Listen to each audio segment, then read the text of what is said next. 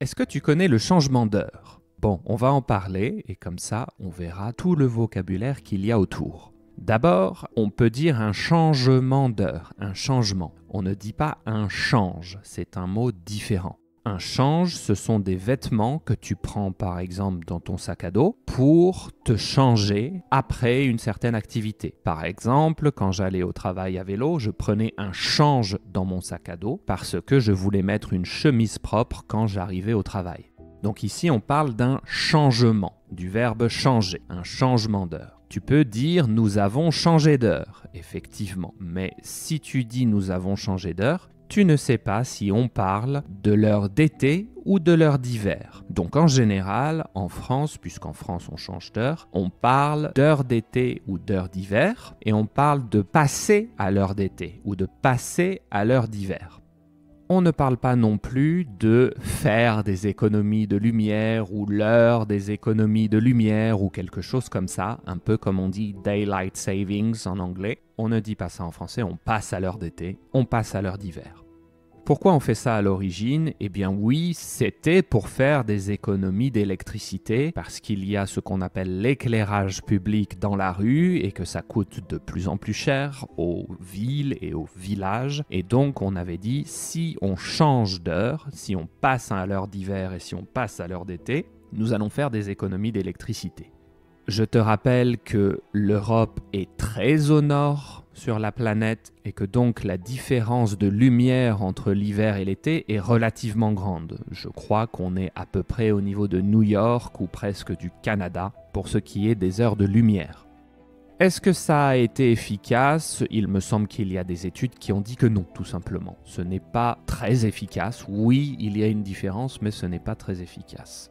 Les Français, globalement, sont contre ce changement d'heure. On ne veut plus changer d'heure. Ça a un impact trop négatif sur nos vies à chaque fois que nous changeons d'heure. Les Européens aussi sont contre. Tout le monde est contre. Tout le monde était d'accord pour dire nous allons arrêter de changer d'heure 2 fois par an. Malheureusement, nous parlons ici de l'Europe. Et donc, même si tout le monde est d'accord sur le fait qu'on ne veut plus changer, nous ne sommes pas d'accord sur quelle heure choisir. Donc, est-ce qu'on reste à l'heure d'été ou est-ce qu'on reste à l'heure d'hiver? Je te précise tout ça parce qu'il y a beaucoup de pays où on ne change pas d'heure. Je sais que mes étudiants chinois, par exemple, ne changent jamais d'heure. Donc il y a une différence de 6 heures avec eux en été et de 7 heures en hiver, si je me souviens bien. Alors, on a parlé un peu d'impact négatif sur la vie des gens. D'abord, il y a ce débat en France, à chaque fois que nous changeons d'heure, de est-ce que nous gagnons une heure de sommeil ou est-ce que nous perdons une heure de sommeil? Il me semble que nous gagnons une heure de sommeil quand nous passons à l'heure d'hiver et nous perdons une heure de sommeil quand nous passons à l'heure d'été. Donc le passage à l'heure d'été est beaucoup plus compliqué que l'autre.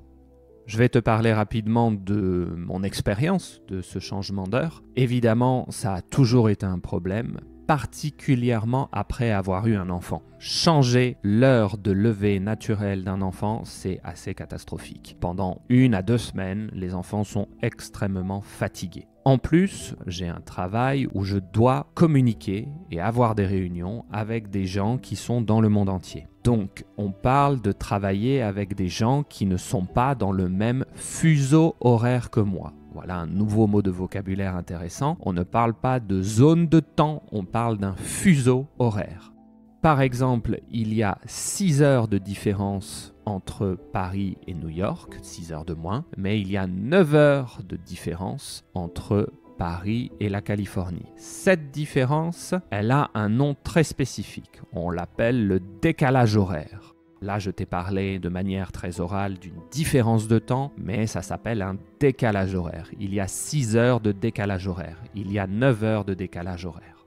Gros problème pour moi, je travaille avec des gens qui sont un peu partout dans le monde et en plus de simplement changer d'heure, on ne change pas d'heure à la même date en France qu'aux États-Unis et que par exemple en Australie. Donc, par exemple, aux États-Unis, ils ont changé d'heure 2 semaines avant la France et j'ai oublié pour l'Australie, mais ce n'est pas la même date non plus. à chaque fois, 2 fois par an, pendant 2 semaines. C'est le bazar complet dans mes emplois du temps parce que parfois les étudiants ne veulent pas avoir un cours 1 heure plus tôt ou 1 heure plus tard et donc il faut décaler notre rendez-vous, donc décaler exactement comme le mot un décalage horaire. Et décaler une leçon, ça peut provoquer énormément de décalage supplémentaire dans les autres leçons si les étudiants ne sont pas flexibles. Donc je te le dis, je déteste le changement d'heure et j'aimerais que ça s'arrête. Ça ne m'intéresse pas que l'on soit à l'heure d'hiver ou à l'heure d'été, je souhaite seulement que ça soit fini. Allez, à plus!